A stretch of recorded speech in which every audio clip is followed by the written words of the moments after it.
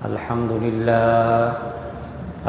لله نحمده ونستعينه ونستغفره ونؤمن به ونتوكل عليه ونعوذ بالله من شرور أنفسنا ومن سيئات أعمالنا من يهده الله فلا مضل له ومن يضلله فلا هادي له ونشهد أن لا إله إلا الله وحده لا شريك له ونشهد أن سيدنا ومولانا محمدًا عبده ورسوله أرسله إلى الناس كافة بشيرا ونذيرا وداعيا إلى الله بإذنه وسراجا منيرا وصلى الله تعالى على خير خلقه سيدنا محمد وآله وسلم تسليما كثيرا كثيرا أما بعد أعوذ بالله من الشيطان الرجيم بسم الله الرحمن الرحيم الحمد لله رب العالمين الرحمن الرحيم مالك يوم الدين إياك نعبد وإياك نستعين اهدنا الصراط المستقيم صراط الذين أنعمت عليهم غير المغضوب عليهم ولا الضالين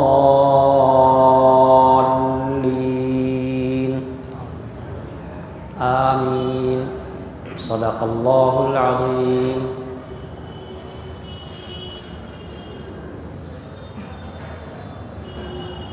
محترم حضرات، یہ سورہ فاتحہ ہے اور سورہ فاتحہ کی شروعات ہوئی ہے اللہ سبحانہ و تعالیٰ کی تعریف اور ان کی حمد اور ان کے ثنا سے. اس کے بعد اللہ سبحانہ و تعالیٰ ارشاد فرماتے ہیں کہ ساری تعریف اللہ کے لیے ہے جو رب العالمین ہے، سارے جہانوں کا پروردگار ہے، سب کی تربیت اور سب کی پرورش کرنے والا ہے. پرورش کے بارے میں آپ کے سامنے بات آ چکی ہے.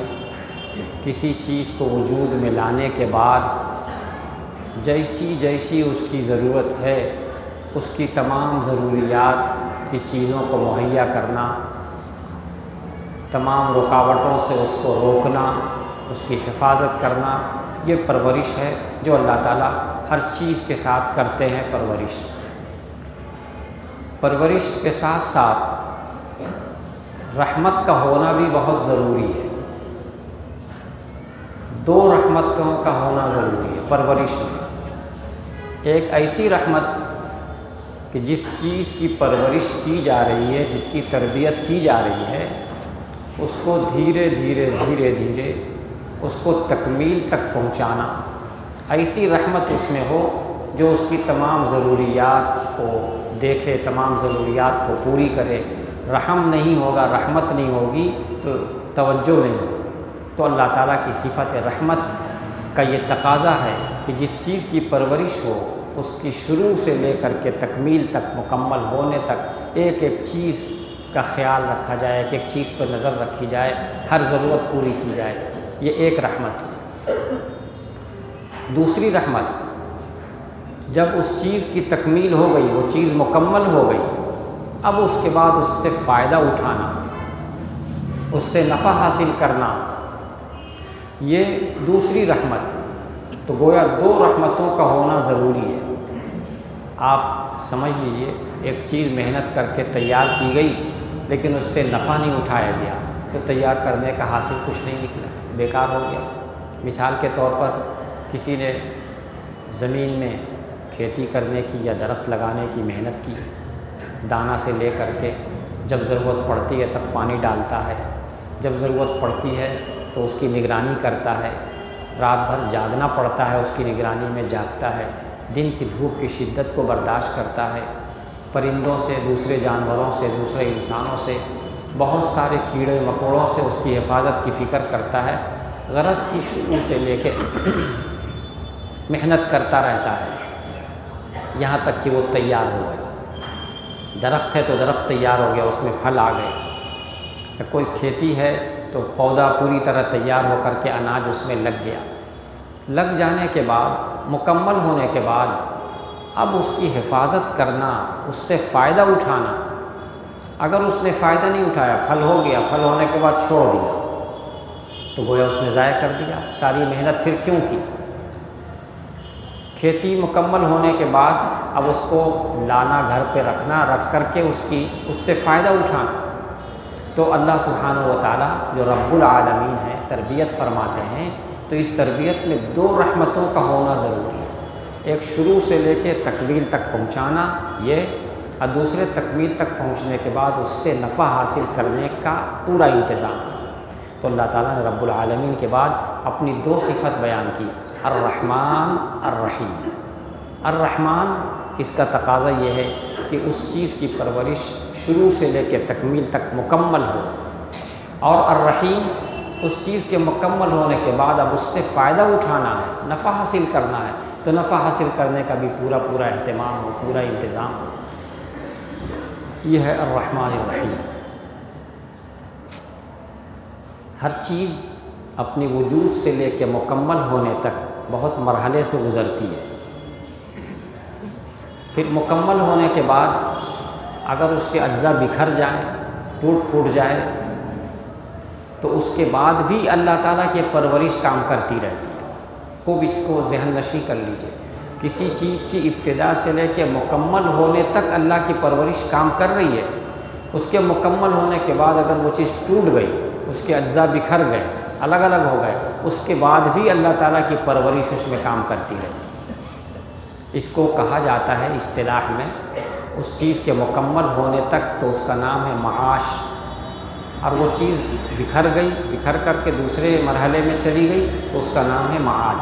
ہر چیز کے ساتھ معاش اور معاد لگا ہوا۔ معاش جیسے ایک دانہ کھانا ہم لوگ کھاتے ہیں، وہ دانہ بننے سے لے کر کے ہمارے پیٹ میں جانے تک، شروع سے لے کے اتنے دن تک، اتنے مراحل سے گزرا، یہ اس کا معاش ہے۔ پیٹ میں جانے کے بعد بکھر گیا، اب اپنا وجود باقی نہیں رکھا، ٹوٹ گیا، ختم ہو گیا، اب اس کے بعد بھی اللہ تعالیٰ کی پرورش کام کر رہی ہے، اب اس کو معاد کہا جاتا ہے۔ دانہ بن رہا ہے، پیدا ہو رہا، بہت کچھ ہو رہا، یہ تو معاش ہے۔ پیٹ میں جانے کے بعد اب کچھ حصہ اس کا خون بنے گا، کچھ حصہ گوشت بنے گا، کچھ دیگر مادے، صفرا، سودا، جو جسم کے اندر جو اخلاط ہوتے ہیں، اخلاط اربعہ، وہ سب بنے گا۔ اس کے علاوہ کچھ فضلات خارج ہوں گے بول و براز کے راستے سے۔ تو یہ سب جو مرحلے سے گزر رہا ہے، یہ بھی اللہ تعالیٰ کی پرورش ہے، اور اسی کا نام ہے معاد۔ شروع سے بننے تک معاش، اور بننے کے بعد سے لے کر کے معاد۔ ہم جو انسان ہیں، ہمارا بھی یہ حال ہے کہ ہم اپنی پیدائش سے لے کر کے جب تک دنیا میں زندہ ہے، کام کر رہے ہیں، یہ سب ہمارا معاش ہے، اور جب ہماری موت ہو گئی، موت کے بعد کے اب جو مراحل ہیں، یہ ہمارا معاد ہے۔ تو معاش اور معاد یہ ہر چیز کے ساتھ ہے۔ اللہ سبحانہ و تعالیٰ کی پرورش معاش میں بھی کام کرتی ہے، معاش کے بعد معاد میں بھی کام کرتی ہے۔ تو معاش میں جب تک کام کر رہی ہے تو یہ اللہ تعالیٰ کی صفت رحمان کا تقاضا ہے، اور معاش مکمل ہونے کے بعد اب معاد میں کام کر رہی، یہ اللہ تعالیٰ کی صفت رحیمیت کا تقاضا ہے۔ تو دو لفظ اللہ تعالیٰ ارشاد فرمایا، رحمان اور رحیم۔ تو ان دونوں کی الگ الگ صفات ہیں اور الگ الگ خصوصیات ہیں۔ اس کے بعد کی آیت ہے مالک یوم الدین، روز جزا کا مالک، بدلے کے دن کا مالک۔ اللہ تعالیٰ کی جہاں صفت رحمان ہے، جہاں صفت رحیم ہے، وہیں اللہ تعالیٰ کی صفت کیا ہے؟ مالک ہے۔ کس دن کا؟ بدلے کے دن کا۔ جس دن بدلے کا دن ہے، یعنی قیامت کے دن، اس دن کا اللہ تعالیٰ مالک ہے۔ آپ لوگ جانتے ہیں، ہر مسلمان کا عقیدہ ہے کہ اللہ تعالیٰ ہر چیز کا مالک ہے اور ہر وقت مالک ہے۔ اللہ تعالیٰ ہر چیز کا مالک ہے اور ہر وقت مالک ہے۔ ایسا نہیں ہے کہ کسی چیز کا مالک ہے اور کسی چیز کا نہیں ہے، اور ایسا بھی نہیں ہے کہ کسی وقت مالک ہے اور کسی وقت نہیں ہے۔ ہر وقت مالک ہے اور ہر چیز کا مالک ہے۔ لیکن اس آیت کریمہ میں اللہ تعالیٰ ارشاد فرما رہے ہیں مالک یوم الدین، جس کا معنی ہے بدلے کے دن کا مالک۔ ہم لوگ یہی جانتے ہیں کہ ہر دن کا مالک ہے، ہر چیز کا مالک ہے، ہر وقت کا مالک ہے۔ اس میں فرمایا جا رہا بدلے کے دن کا مالک۔ کیا مطلب ہے اس کا؟ اس کا مطلب یہ ہے کہ اس دنیا میں بظاہر اسباب کوئی نہ کوئی چھوٹا موٹا مالک نظر آتا ہے۔ کوئی کسی زمین کا مالک ہے، کوئی کسی مکان کا مالک ہے، کوئی کسی درخت کا مالک ہے، کوئی کسی سامان کا مالک ہے، کوئی کسی کمپنی کا مالک ہے۔ تو مالک دنیا میں چھوٹے موٹے نظر آتے ہیں، لیکن ایک دن ایسا آئے گا کہ اس دن ذرہ برابر کوئی چھوٹی شکل میں بھی کوئی کسی طرح کا مالک نہیں نظر آئے گا۔ اس دن صرف اور صرف اللہ سبحانہ و تعالیٰ کی ذات مالک ہے۔ تو یہاں جو فرمایا گیا کہ بدلے کے دن کا مالک، اس سے مراد یہی ہے کہ مالک تو وہ ہر وقت ہے، لیکن دنیا میں کہیں کہیں لوگوں کو نظر آتا ہے کہ یہ بھی مالک ہیں، وہ بھی مالک ہیں، تو یہاں نظر آتا، وہاں یہ بھی نہیں نظر آئے گا۔ دنیا میں نظر آتا ہے کہ یہ بھی بادشاہ ہے، یہ ایک ملک کا مالک ہے، ایک ملک کا ذمہ دار ہے، ایک ملک کا بادشاہ ہے، وہ دوسرے ملک کا بادشاہ ہے، یہ نظر آتا ہے۔ ایک دن ایسا آئے گا بدلے کا دن جس کو کہا جا رہا، اس دن کوئی کسی چیز کا مالک کہیں کسی کو نظر نہیں آئے گا۔ یہ مطلب ہے مالک یوم الدین کا، کہ بدلے کے دن کا مالک ہے، یعنی اس دن ایسا مالک وہ نظر آئے گا کہ کوئی کسی طرح کا مالک نظر نہیں آئے گا، کہ چاہے وہ دنیا میں کتنا ہی بڑا بادشاہ رہا ہو، دنیا میں کتنے ہی چیز کا مالک رہا ہو، لیکن وہاں کچھ نہیں نظر آئے گا مالک کی حیثیت سے، بالکل نہیں۔ یہ ہے مالک یوم الدین، بدلے کے دن کا مالک۔ اللہ تعالیٰ کی تعریف کی جا رہی ہے کہ ساری تعریف اللہ کے لیے ہے، جو سارے جہانوں کا رب ہے، جس کی صفت یہ کہ بے حد مہربان ہے، نہایت رحم والا ہے۔ یہ سب اللہ تعالیٰ کی تعریف کے اسباب ہیں۔ اللہ کی سب تعریف ہے، کیوں؟ اس لیے کہ وہ رب العالمین ہے۔ ساری تعریف اس کے لیے ہے، کیوں؟ کہ وہ بے حد مہربان ہے۔ ساری تعریف اس کے لیے ہے کہ وہ بے انتہا رحم کرنے والا ہے۔ ساری تعریف اس کے لیے ہے کیونکہ وہ روز جزا کا مالک ہے، روز جزا کا مالک ہے، بدلے کا دن۔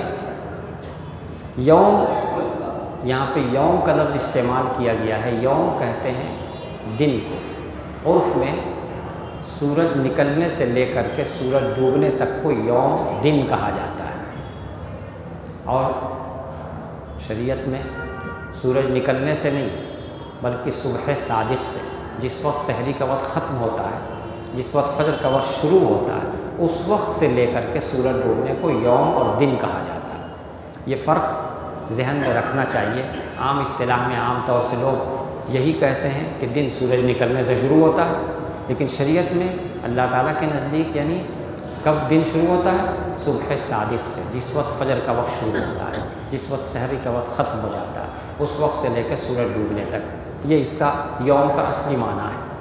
اور یوم ویسے ہر وقت کو بھی یوم کہتے ہیں۔ آدمی کہتا ہے جس دن وہ آئیں گے، جس دن آئیں گے کا مطلب رات میں آئے تب بھی، دن میں آئے کسی وقت آئے تب بھی کہتا جس دن آئیں گے، مطلب جس وقت آئیں گے۔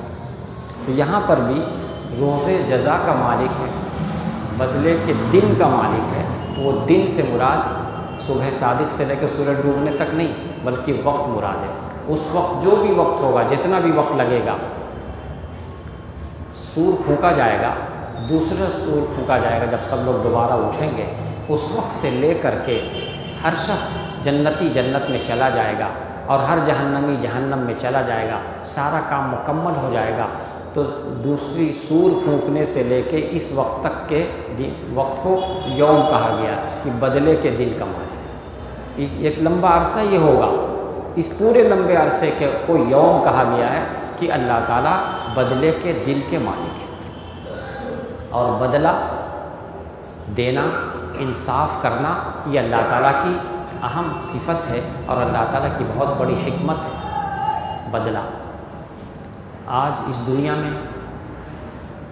نیک اور بد دونوں کا بدلہ یہیں دے دیا جائے، نافرمان اور فرما بردار دونوں کا بدلہ یہیں دے دیا جائے، موافق اور مخالف بدلہ یہیں دے دیا جائے، یہ ممکن نہیں ہے۔ اس بدلے کا ایک دن مقرر کیا گیا ہے، اس وقت بدلہ دیا جائے گا، یہاں نہیں دیا جائے گا۔ کیوں یہاں نہیں دیا جائے گا؟ اس لیے کہ اگر اللہ تعالیٰ یہاں نیک اور بد کو الگ کر دیں، یعنی نیکوں کو دولت دیں، عافیت دیں، بیماریوں سے نجات دیں، خوب جائیداد دیں، دولت دیں، اور جو برے ہیں نافرمان ہیں ان کے یہاں فقر دے دیں، غریبی، غربت، بیماریاں، محتاجگی، مصیبتیں، تو آپ جان رہے ہیں ہر آدمی نیک بن جائے گا۔ کیا ضرورت ہے مصیبت مولنے کی، کیا ضرورت ہے غریب رہنے کی، کیا ضرورت ہے پریشان ہونے کی؟ ہر آدمی بس نیکی کی طرف دوڑنا شروع کر دے گا۔ جب ہر شخص نیکی ہی کی طرف دوڑنے لگے گا تو وہ کیوں دوڑے گا؟ تاکہ ہم کو دولت ملے۔ کیوں دوڑے گا؟ تاکہ ہم بیماری سے بچے رہیں، صحت مند رہیں، تاکہ ہم مصیبتوں میں نہ پڑیں۔ تو اللہ تعالیٰ تو یہ چاہتے ہیں کہ اللہ تعالیٰ کی فرما برداری اللہ تعالیٰ کا حکم سمجھ کر کرے۔ تو اللہ تعالیٰ کا حکم سمجھ کر کرنے میں کب ہوگا؟ جب کہ وہ اللہ تعالیٰ اس دنیا میں کوئی بدلہ نہ دے، بس بتا دیں راستہ، یہ نیکی کا راستہ ہے، یہ بدی کا راستہ ہے۔ تو اپنی مرضی سے جو نیکی کا راستہ اختیار کرے گا اس کو ثواب ملے گا، جو اپنی مرضی سے برائی کا راستہ اختیار کرے گا اس کو گناہ ملے گا۔ اگر اللہ تعالیٰ یہی دونوں بدلہ نیکی کا الگ اور بدی کا الگ کر دیں تو ساری پھر یہ ختم ہو جائے گا۔ تو اس لیے یہاں نہیں، اس کا دن الگ رکھا گیا۔ یہ دنیا دارالعمل ہے، یہاں عمل کیے جاؤ، عمل کیے جاؤ۔ اور دارالعمل کے بعد ایک وقت اور آئے گا، یوم الجزا، بدلے کا دن، اس وقت میں ہر چیز کا بدلہ دیا جائے۔ تو دنیا میں تھوڑی تھوڑی ملکیت، تھوڑا تھوڑا مالک چھوٹی چھوٹی چیز کا بنا دیا گیا ہے تاکہ یہ نیکی کرنا چاہے تو کر سکے۔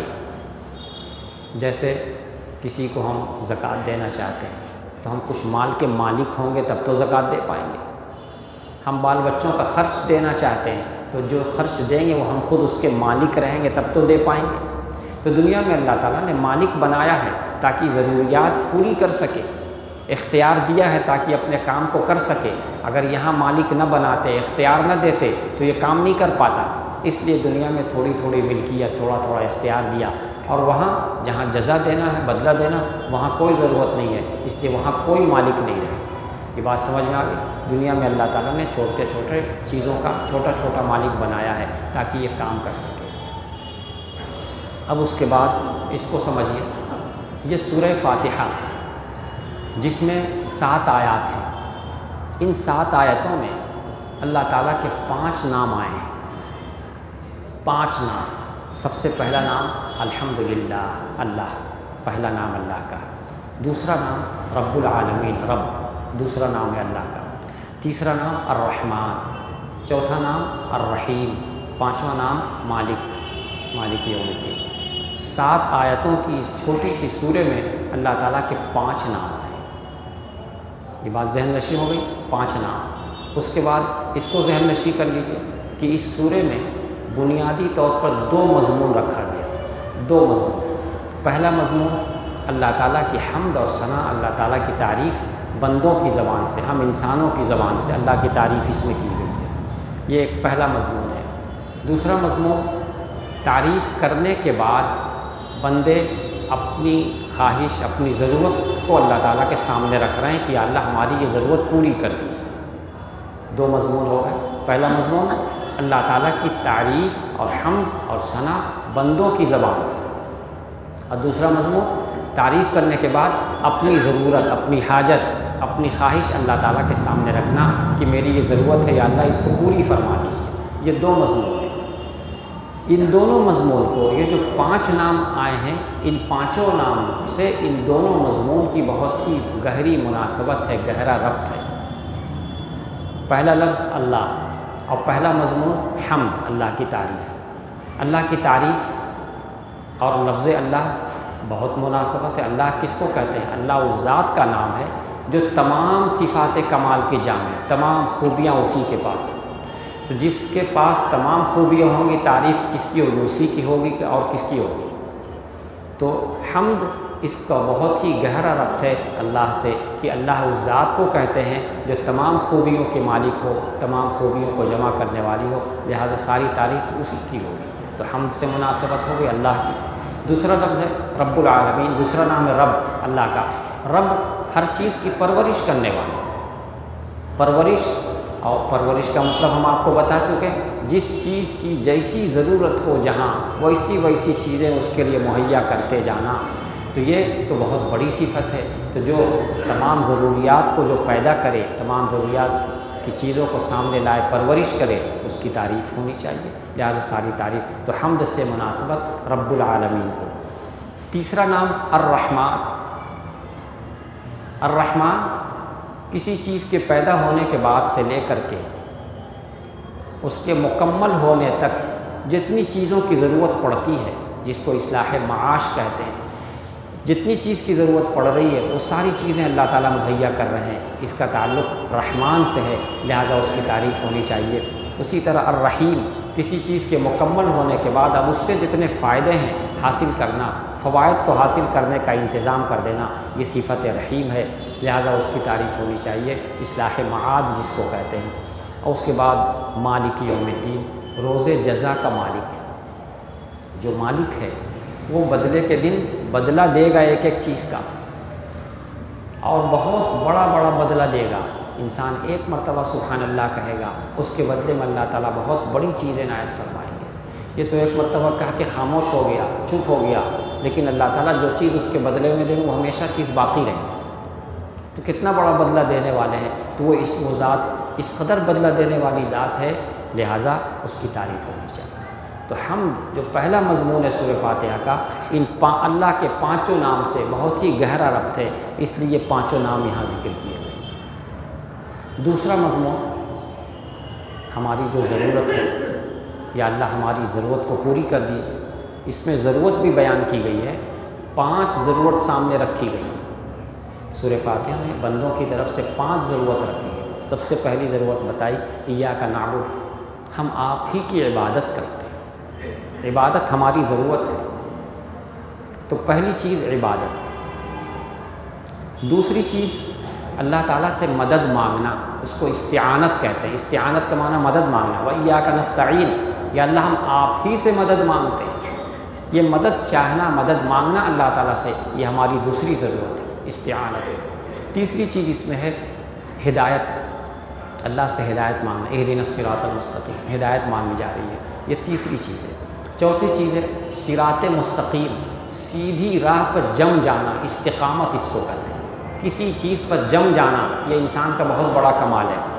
بہت ساری نماز ایک دن پڑھنا آسان ہے، لیکن روزانہ پابندی سے وقت پہ نماز پڑھتے رہنا یہ اتنا آسان نہیں، اس پہ جمنا یہ استقامت کہلاتا ہے۔ 4 چیز ہو گئی، آخری 5ویں چیز اللہ تعالیٰ سے انعام، کہ ہم جب کسی چیز پہ سیدھی راہ پہ جم جائیں تو جم جانے پر اللہ تعالیٰ کی طرف سے انعام ہمیں میسر ہو، انعام ملے۔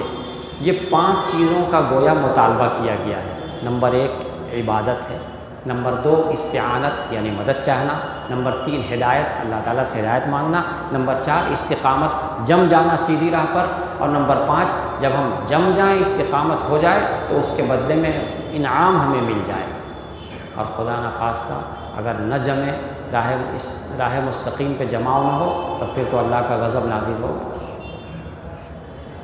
تو یہ 5 چیزیں جو ہماری ضرورت ہے، جو ہم چاہتے ہیں، جو ہم مانگتے ہیں، ان 5 کا تعلق ان 5 نام سے بھی بہت گہرا ہے۔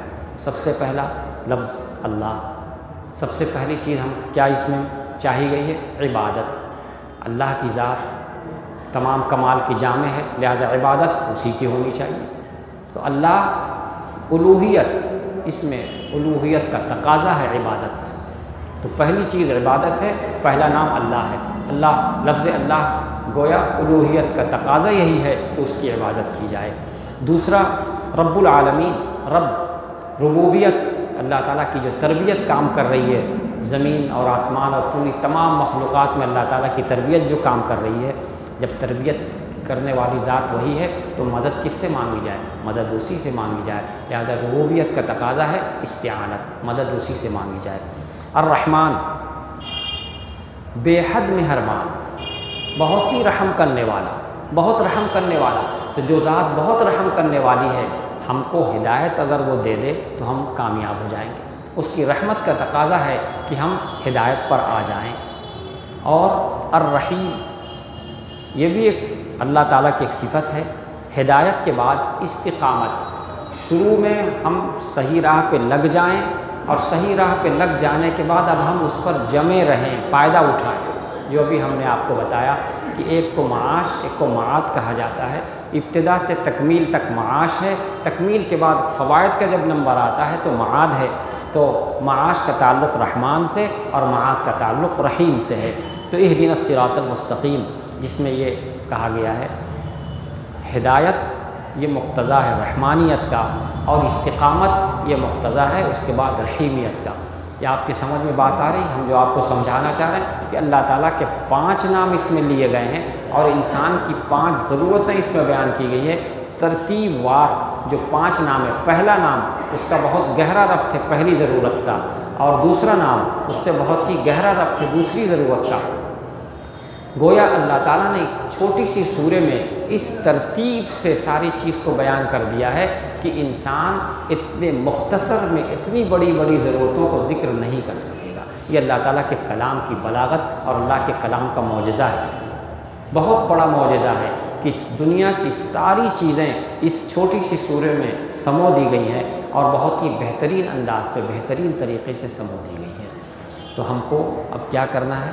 جب میرے ذہن میں یہ بات بیٹھ جائے گی کہ بدلے کے دن کا صرف وہی مالک ہے، کوئی اور مالک نہیں ہے، تو پھر ہم کو اس دن کی تیاری مکمل طریقے سے کرنی ہوگی۔ دنیا میں ہم کو جب پتہ چل جاتا ہے کہ فلاں چیز ہم کو لینا ہے، وہ فلاں ہی آدمی دے سکے گا، فلاں ہی آفیسر دے سکے گا اور کوئی نہیں دے سکے گا، تو ہم اس کے لیے کوشش کرنے لگ جاتے ہیں، دوسرے کی طرف توجہ نہیں دیتے، بھائی اس سے کام نہیں بنے گا، وہاں کا اس سے نہیں بنے گا، اسی سے بنے گا، لہذا ہم سارا زور اسی طرف لگاتے ہیں۔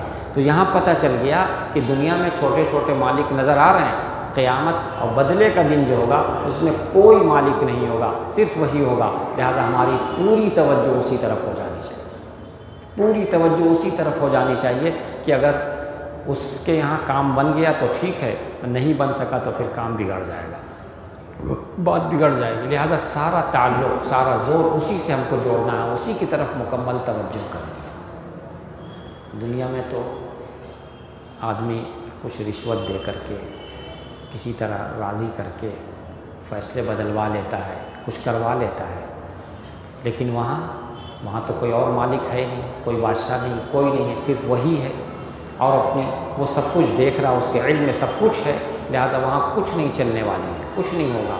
اس لیے اب ایک ہی راستہ ہے کہ ہم مکمل طریقے سے تیاری کریں، اپنے آپ کو صحیح راہ پہ لگا دیں، اور صحیح راہ پہ لگا کر کے یہ 5 چیزیں ہم کو حاصل کرنا ہے۔ نمبر 1 ہم کو عبادت میں زور دینا ہے، محنت کرنا ہے۔ استعانت یعنی مدد مانگنا، یہ صرف اللہ سے مانگنا ہے، کسی اور سے نہیں مانگنا ہے۔ ہدایت کی ہر وقت ہم کو ضرورت ہے، ہدایت اللہ سے ہم کو مانگنا ہے۔ اور استقامت، جم جائیں کسی نیکی پر، یہ جم جانا اس کو مانگنا ہے اللہ تعالیٰ سے، اور جم جانے کے بعد پھر اللہ تعالیٰ سے اس کا بہترین بدلہ بھی ہم کو مانگنا ہے۔ یہ 5 چیزیں ہمیں حاصل کرنی ہے۔ اللہ تعالیٰ ہم سب کو ان باتوں کے سمجھنے کی اور اس پر عمل کرنے کی توفیق عطا فرمائے۔ درود شریف پڑھ لیجیے، اس کے بعد دعا کیجیے۔ اللہم صلی علی سیدنا و مولانا محمد کما صلیت علی ابراہیم وعلی آل ابراہیم انک حمید مجید۔ اللہم بارک علی سیدنا و مولانا محمد کما بارکت علی ابراہیم وعلی آل ابراہیم انک حمید مجید۔ ربنا ظلمنا انفسنا وإن لم تغفر لنا وترحمنا لنكونن من الخاسرين۔ اللهم أعنا على ذكرك وشكرك وحسن عبادتك، اللهم أعنا على ذكرك وشكرك وحسن عبادتك، اللهم آت نفسي تقواها وزكها أنت خير من زكاها، أنت وليها ومولاها۔ اللهم إني عبدك وابن عبدك، اللهم إني عبدك وابن عبدك وابن أمتك، ناصيتي بيدك، ماض في حكمك، عدل في قضاؤك، أسألك بكل اسم هو لك سميت به نفسك أو أنزلته في كتابك أو علمته أحدا من خلقك أو استأثرت به في علم الغيب عندك أن تجعل القرآن العظيم ربيع قلبي ونور بصري وجلاء حزني وذهاب همي وغمي۔ اللہم انی اسألک من الخیر کلہ اللہم انی اسألک من الخیر کلہ عاجلہ وآجلہ ما علمت منہ وما لم اعلم واعوذ بک من الشر کلہ عاجلہ وآجلہ ما علمت منہ وما لم اعلم اللہم انی اسألک الجنہ وما قرب الیہا من قول او عمل واعوذ بک من النار وما قرب الیہا من قول او عمل واسألک ان تجعل كل قضاء لی خیرا واسألک ان تجعل كل قضاء لی خیرا وما قضیت لی من امر ان تجعل عاقبتہ رشدا۔ یا اللہ یا ارحم الراحمین ہمارے گناہوں کو معاف فرما دیجیے، ہماری کوتاہیوں سے درگزر فرما دیجیے، یا اللہ ہماری کوتاہیوں سے درگزر فرما دیجیے۔ سورہ فاتحہ کے جو فضائل ہیں، جو برکات ہیں، وہ ہمیں حاصل کرنے کی توفیق عطا فرما دیجیے، یا اللہ وہ ہمیں حاصل کرنے کی توفیق عطا فرما دیجیے، یا اللہ نواز دیجیے، یا اللہ اپنی صفت ربوبیت سے ہمیں نواز دیجیے، اپنی صفت رحمان سے ہمیں نواز دیجیے، اپنی صفت رحیم سے ہمیں نواز دیجیے۔ آپ کی جو صفت ہے مالک یوم الدین، یا اللہ یا ارحم الراحمین ہمیں اس سے بہترین بدلہ نصیب فرمائیے، یا اللہ بہترین بدلہ نصیب فرمائیے، یا ارحم الراحمین ہمیں عبادت صحیح طریقے سے کرنے کی توفیق عطا فرمائیے، استعانت کا جو حق ہے وہ ہمیں ادا کرنے کی توفیق عطا فرمائیے، یا اللہ ہدایت ہمیں صحیح نصیب فرمائیے، استقامت نصیب فرمائیے، انعام سے ہمیں نوازیے، یا اللہ دعاؤں کو قبول فرما لیجیے، بیماروں کو شفاء کلی نصیب فرمائیے، جن جن لوگوں نے جن جن مقاصد کے لیے دعا کی درخواست کی ہے ان کی تمام جائز مرادیں پوری فرما دیجیے۔ ربنا تقبل منا انک انت السمیع العلیم وتب علینا انک انت التواب الرحیم وصلی اللہ تعالی علی خیر خلقہ سیدنا محمد وآلہ وصحبہ اجمعین برحمتک یا ارحم الراحمین۔